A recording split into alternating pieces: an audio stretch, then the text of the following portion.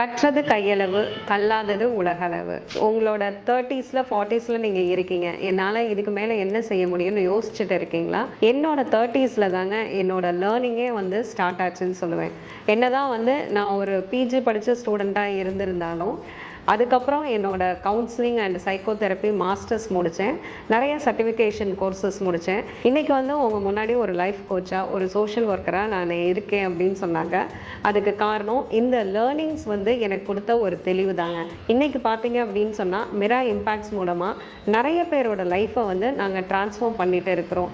வீட்டில் இருக்கிற விமன் எல்லாரையும் உங்களால் முடியும்னு சொல்லி அவங்களுக்கு நாங்கள் தையல் சொல்லி கொடுத்து இன்றைக்கி அவங்க பார்த்தீங்கன்னா சொந்த காலில் நிற்கிற அளவுக்கு வளர்ந்துருக்குறாங்க.